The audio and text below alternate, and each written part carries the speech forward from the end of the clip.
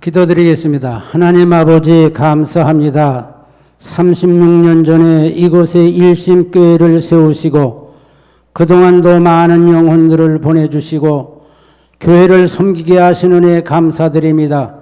주님이 오시는 날까지 구원받는 무리가 날마다 더해가게 하도록 은혜를 주시고 담임 목사님이 기도가 응답이 되게 하시고 이 교회를 섬기는 성도들 가정 개인 사업 주신 자녀들에게 큰 복을 내려주시기를 원하오며 교회에 와서 예배 드릴 때마다 하늘문 열리는 역사가 있게 하시고 하나님께 순종하다가 복을 받는 모든 성도들 되도록 복을 내려주시기를 원합니다.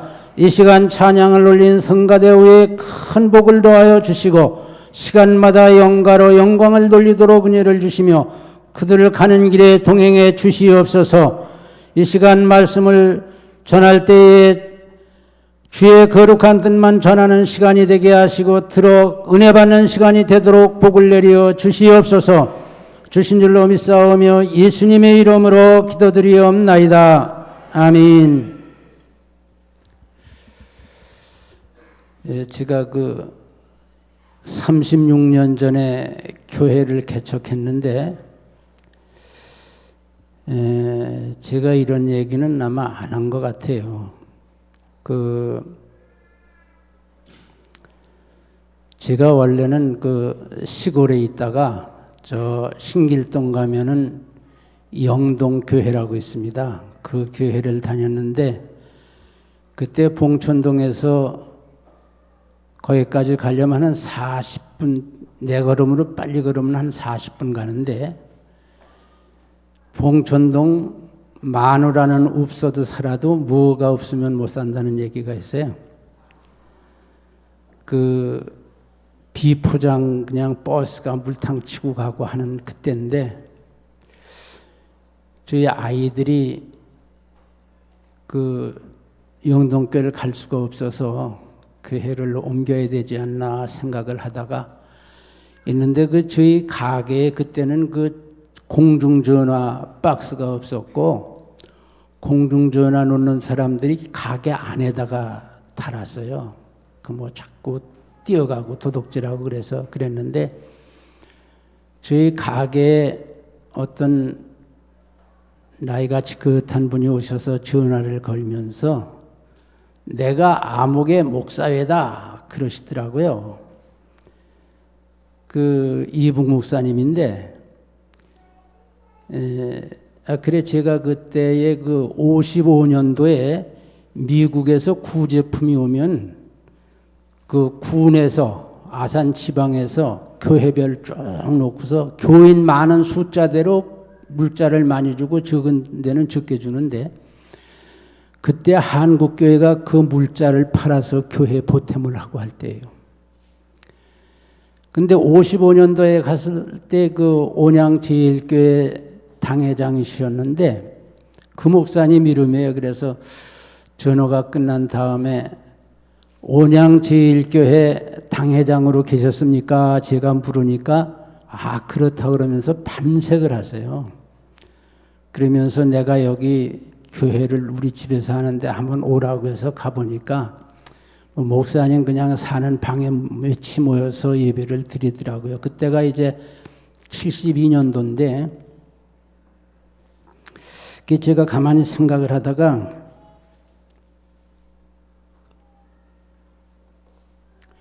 교회를 지어야지 안 되겠다 생각을 해가지고 저 청룡마을 가면 거기 청룡마을 전체 땅이 허장하라고 하는 사람 땅인데 저보다 2살 더 먹었어요. 그래서 우리 가게 왔길래 야, 너 땅 한 50평만 나 빌려주라.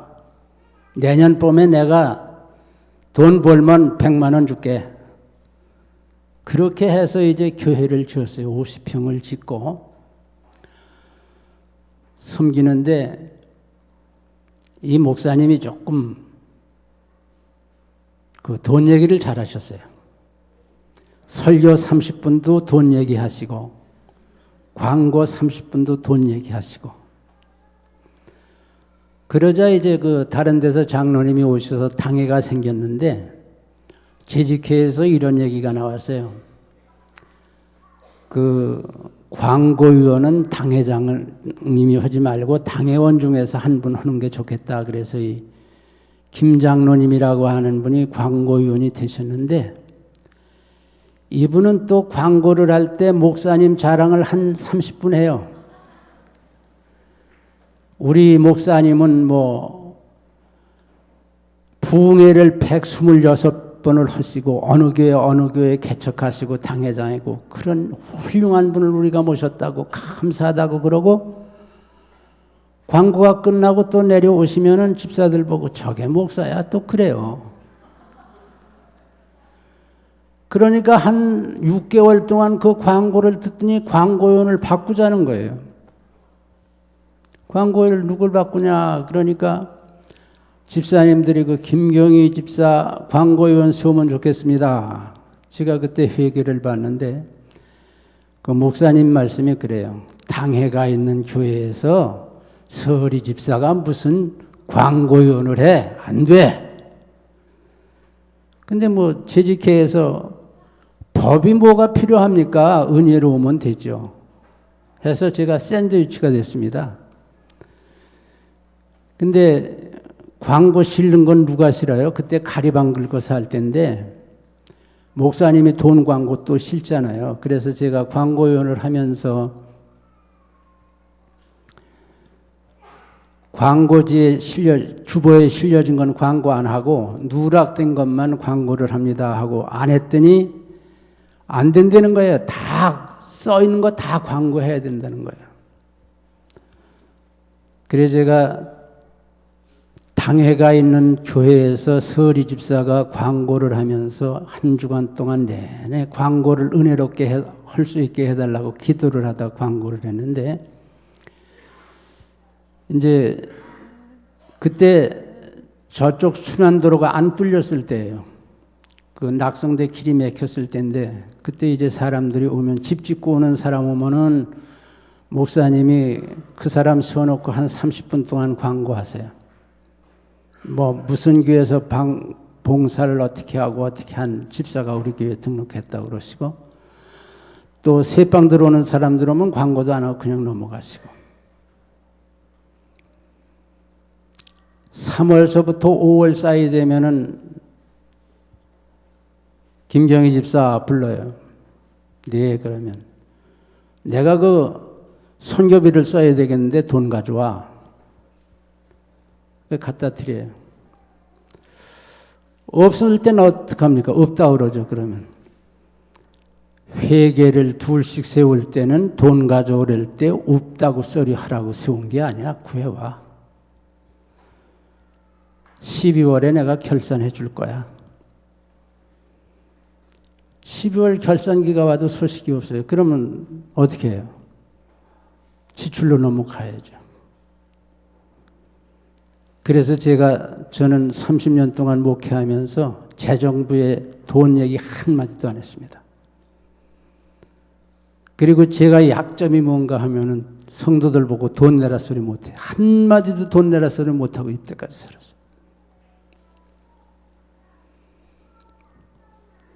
그리고 이제 대신방 때가 되면은 전도사들이 신방 일정 짜는데,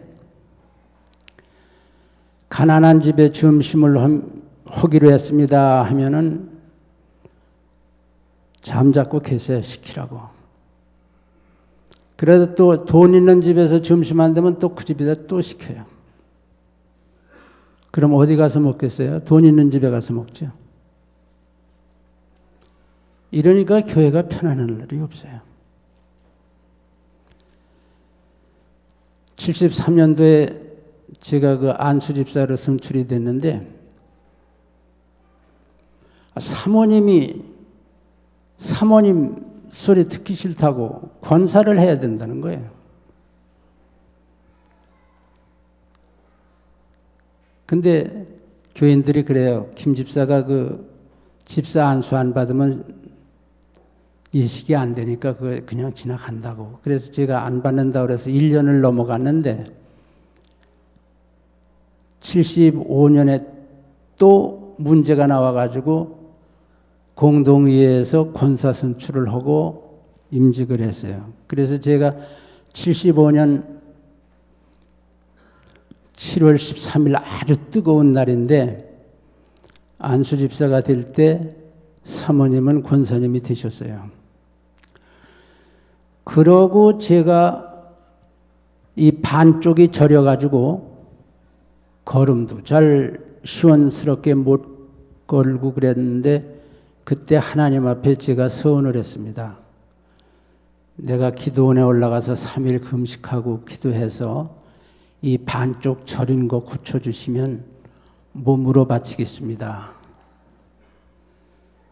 그래 서원을 하고 기도원에 가서 3일 금식을 하고 이게 고쳐졌어요. 그래서 이제 서원을 했으니까 교회를 개척해야 하잖아요. 근데 그때에 뭐 경기가 없어가지고 집이 안 팔려서 봉천동에다 안 하고 다른 데 하려고 무수히 애를 쓰고 다녔는데 그때 우리 집에 그 장장로님이라고 계셨는데 그분이 나를 불렀더니 집사님 요새 수고 많이 하시네요. 뭘이요? 그랬더니 제가 잘 압니다. 그 교회 터들어 댕기시지요? 다른 데 갈 거 없이 봉천동에다 해요. 봉천동은 교회가 가까워서 안 하려고 그랬는데 용기를 얻어가지고 저기 지구촌 교회라고 하는 교회 있어요. 저기 가다 보면 그 교회가 허다가 나간 자리인데 그 집사님에게 집을 좀 내가 써도 되겠냐고 했더니 쓰라고 그래서 이 집사님이 또 교회 가서 남설교회 같은 교인인데 자랑을 했어요. 김 집사가 우리 집에다가 교회 개척한다고 했더니 목사님이 부르시더라고요. 왜 하필이면 봉춘동도 하냐 그거예요. 그래서 제가 그랬습니다. 이 교회는 한 명도 안 데리고 갑니다. 그랬더니 그 김 장로님이 같이 동석을 하셨는데 그렇습니다. 이 앞에 하면 어떻습니까? 하나도 안 데려가면 되는 거죠. 맞장구를 쳐주시는데 그때 장로의 마음과 목사의 마음이 좀 다르다 하는 것도 알았고 그 후에는 교회는 하나도 안 왔습니다. 이제 그래서 제가 선하게 개호사라고 제가 돈 얘기를 못해요. 그리고 목사 잘 섬기라 소리 못하고 그러는데 제가 그래서 이 반쪽을 굳혀주셔서 교회를 개척하는데 설교할 사람이 없잖아요. 전도사도 아니고 집사가 교회 개척한다는데 그래 목사님 보고 와서 설교하시라고 그랬더니 설교 안 하시겠다 그러더라고요. 그래서 저희 옆방에 사는 장장로님 기도하시게 하고 제가 사회하고 설교하고 여기 저 봉천중앙교회라고 있어요. 밑에 가면은 그 김진달 목사님 오셔서 축도하시고 그렇게 이제 예배를 드린 것이 36년 전입니다. 그래서 여러분 교회 잘 만나는 게 복이고요. 목회자 잘 만나는 것이 복이에요. 알겠습니까? 그래서 우리 일신교회는 주님이 오실 때까지 모두가 와서 마음 편안하게 예수 잘 믿는 교회 되기 위해 제가 기도하고요. 또 이 교회를 섬기면서 창대한 복을 받아서 모두 다 가정마다 복된 가정이 되기를 주의 이름으로 축원합니다. 예, 오늘 말씀의 제목이 뭐죠? 한번 해보세요. 예, 이 말씀은 제가 우리 교회에서 여러 번 한 얘기인데요. 축복은 순종의 부산물이다. 그 한국이 지금 복만 받으라고 그래서 교회가 다 안 된다. 그런 얘기를 하고 기복신앙이라고 하는데 순종하고 복을 받는 것은 하나님의 뜻이고요. 순종하지 않아도 복 받는다고 하는 것은 그건 기복신앙이에요. 그래서 부산물이 뭔가 하면 여기 이제 할머니들이 계시니까 물어보겠는데, 집에서 두부를 하면은 두부 말고 또 나오는 게 뭐가 있죠? 뭐가 있어요? 비지가 나와요. 그게 부산물이에요. 순종하다 보면 축복은 그냥 부산물로 생기는 거예요. 복을 믿으려고, 복을 받으려고 믿는 게 아니라 순종하다 보면 그냥 나오는 거예요. 근데 우리 고향에서는 그 전에 할머니가 대비지를 해주시는데 그 대비지가 뭔지 아세요? 대비지라고 하는 콩을 불려가지고 맷돌에다 갈아서 두부를 만들지 않고 그냥 비지를 만드는 거 보고 대비지라고 하는데, 그건 고소하고 맛이 있어요. 근데 이 두부를 빼고 한 비지는 까실까실한 게 맛이 없죠. 그래서 부산물이라고 하는 건 뭘 하나 만들면 그냥 생기는 거예요. 그래서 우리가 복을 받으려면 순종하면 그냥 복은 그냥 따라오는 거예요. 부산물로. 그러면 이제 첫째로 무엇에게 순종해야 되나 하면 오늘 본문 15장 22절 말씀에 하나님께 순종해야 돼요. 믿어집니까?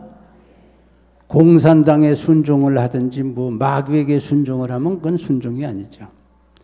그래서 하나님께 순종을 해야 되고, 그 다음에 또 누구에게 순종해야 되나 하면 하나님의 아들 되신 예수 그리스도께 순종을 해야 돼요.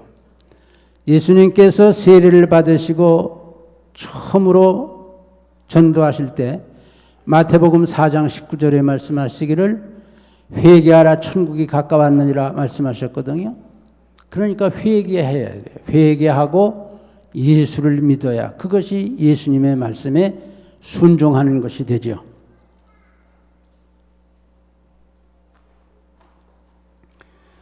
그리고 누구에게 순종해야 되나 하면 성령님께 순종해야 돼요. 성부, 성자, 성령 삼위일체라고 그러죠. 근데 구약 시대는 하나님 시대고 신약 시대는 예수님 시대고 지금 시대는 무슨 시대냐 그러면 지금은 성령 시대다 그렇게 말을 해요. 근데 그 사도행전 13장 1절서 3절까지 보면 안디옥 교회가 은혜로운 교회였는데 왜 은혜로운 교회였나 하면 성령의 지시에 순종하는 교회였어요. 일신교회도 성령의 지시에 순종하는 교회 되기를 주의 이름으로 축원합니다. 선교사 파송을 하는데 바울과 바나바 파송을 하는데 그냥 파송한 게 아니라 3일 금식을 하고 나서 두 사람을 뽑아 안수를 해서 파송을 한 것이, 그것이 성령의 지시에 순종한 거예요. 그리고 데살로니가전서 5장 19절 말씀 보면 성령을 소멸치 말라고 말씀을 했어요. 우리 믿는 사람에게는 성령의 감동이 종종 옵니다. 믿어집니까? 종종 오지요. 11조를 안 하는 분에게 11조를 해야 되겠다는 감동이 오면 그거는 성령의 감동이에요. 새벽 기도를 계속하지 못하는 분에게 내가 새벽 기도를 계속해야 되겠다고 하는 감동이 오면은 성령의 감동이에요. 누구를 좀 도와줬으면 좋겠다고 생각을 했는데 감동이면 그 성령의 감동이에요. 근데 감동이 온 것을 소멸해버리고 하지 아니하면 다음에는 성령의 감동이 여간해서 오지를 않아요. 또 기도를 안 하던 분이 기도할 마음이 생기면 무슨 대가를 지불하고라도 그 기도는 계속해야 돼요. 그것이 성령의 감동이에요. 하나님께서는 여러분의 기도를 들어주시기 전에, 복을 주시기 전에 일을 시키신다고요. 성령의 감동으로 너 이것을 해라. 그러면 하는 거예요. 성령의 감동에 순종하시고, 그 다음에 히브리서 13장 17절 말씀 보면은 주의 종의 말에 순종치 아니하면 유익이 없다 그랬어요. 근데 저는 목회할 때 이 말을 강력하게 말하지 못했어요. 왜냐하면 또 저 잘 섬기라고 하는 거구나, 그렇게 생각할 것 같아 그 얘기를 못했는데, 여러분 그 역대하 20장 20절 하반절에 보면은 선지자를 신뢰하면 형통한다고 기록이 됐습니다. 그래 제가 경험하면서 목회하면서 경험을 해보니까 병 낫기를 위해 간절히 기도하는 사람을 주의 종이 간절한 마음으로 안수기도 하면 그 병 나아요. 믿어집니까? 그런데 그 구약에 보면은 사르밧 과부가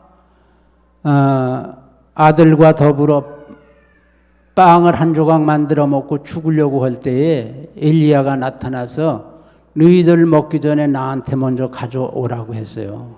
그때 사르밧 과부가 아마 이렇게 생각을 했을 거예요. 참 야박도 하지. 우리 둘이 먹기도 모자라는데 또 뭘 주의 종이라고 그걸 가져오라고 그래. 그렇지만은 주의 종의 말에 순종을 하다가 흉년이 마치기까지 가루독에 가루가 떨어지지 아니하고 기름병에 기름이 마르지 아니하는 복을 받았어요. 그리고 그 한나가 아들이 없어서 오랜 동안 기도를 해서 얼굴에 수색이 있었어요. 근심하는 빛이 있었는데 엘리 제사장 40년 동안 엘리 제사장을 했는데 하나님께서 버리기로 작정하신 그때예요. 근데 이 한나의 기도가 엘리를 통해서 응답이 됐어요. 그러니까 주의 종이 간절한 마음으로 복을 빌면 복을 받아요. 또 히스기야가 죽겠다고 사형 선고를 받고 하나님 앞에 기도할 때 응답이 이사야한테 먼저 갔어요. 그래서 주의 종이 참 목자라고 생각이 되면 순종하면 여러분 복을 받습니다. 그리고 주의 종이 사꾼이라고 생각하면 떠나는 것이 복이고요. 그래서 하여간 순종하면 복을 받아요. 두 번째로 영적인 문제를 해결하려면 순종해야 된다고 하는 얘기인데 우리 영적으로 다 온전치 못하죠. 영적으로 온전하려면 순종해야 됩니다. 사도행전 5장 32절 말씀 보면 순종하는 자에게 성령을 주신다고 말씀했어요. 여러분 성령 충만하기를 원하면 순종하세요. 또 베드로전서 1장 22절 말씀 보면 성령 순종할 때 영혼이 깨끗해진다고 말씀했어요. 그 영혼이 깨끗해지는 게 뭔지 아세요? 영혼이 깨끗해지면 세상 아무리 요란하고 시끄럽고 귀찮은 세상이라도 영혼이 깨끗한 사람은 늘 평안해요. 세상 걱정거리가 다 사라져요. 예수 한 분으로만 만족할 수가 있어요. 그것이 영혼이 깨끗해지는 거예요. 요한복음 3장 36절 말씀 보면 순종할 때 영생을 주겠다고 말씀하셨어요. 또 히브리 5장 9절 말씀 보면 순종해야 구원을 이룬다고 말씀했어요. 또 로마서 6장 16절 말씀 보면 순종해야 의의 종이 된다고 말씀했어요. 여러분 의의 종입니까? 죄의 종입니까? 순종해야 의의 종이 돼요. 그렇기 때문에 여러분 순종하면 영적인 모든 문제가 다 해결이 되고, 죄 많은 이 땅에 살지만은 영혼이 깨끗해서 주님으로만 만족한 삶을 살게 되는데, 순종하다가 영혼이 깨끗해지는 영적인 축복이 넘치기를 주의 이름으로 축원합니다. 그 성경에는 32,500가지의 축복이 약속됐다고 하는 말을 우리가 많이 듣습니다. 근데 순종하고 살면 이 32,500가지의 모든 복을 다 받고요. 불순종하면 성경에 기록된 모든 재앙과 저주와 환난을 당하게 돼요. 그러니까 그 마틴 루터는 이렇게 말을 했어요. 신앙은 첫째도 순종, 둘째도 순종, 셋째도 순종이다. 그렇게 말을 했고, 믿음이 뭐냐고 묻는다면 여러 가지로 말을 할 수가 있는데, 믿음이 무엇인가는 깊이 따져보면 순종이에요. 우리 하나님이 천지를 말씀으로 창조하시고 지금 우주 삼라만상을 주관하시고 나라의 흥망성쇠를 주관하시고 인간의 생사와 복을 주관하시며 사람이 살아서 죽어서 천국 가고 지옥 가는 것도 다 하나님께서 주관을 하시는데, 그걸 우리의 지식이나 경험이나 이론을 가지고는 다 어떻게 설명을 할 수가 없어요. 이론으로 안 되고 안 믿어지는 건 그냥 순종하면 돼요. 순종하다가 복받기를 주의 이름으로 축원합니다. 근데 순종하고 안 하고는 내 자유라고 말을 할 수가 있는데, 결과는 자유가 없어요. 불순종에는 반드시 그 결과가 오고, 순종에는 반드시 그 결과가 나타나는데 축복과 저주로 나타납니다. 그 불순종했을 때 어떤 결과가 오나 하면, 이사야 1장 20절 말씀 보면 칼에 망하리라 그랬거든요. 칼에 망한다는 게 뭐예요? 전쟁으로 망한다는 거예요. 전쟁으로 망한다. 그리고 사무엘상 2장 10절 말씀 보면 하나님을 대적하는 자는 산산이 깨어지리라 그랬어요. 근데 우리 한문에 보면은 역천자는 망하고 순천자는 존하느니라 그랬거든요. 하나님 거스리는 자는 산산이 깨어지고 순종하는 자는 존재한다, 산다는 뜻이에요. 또 불순종하면 나라에 흉년이 옵니다.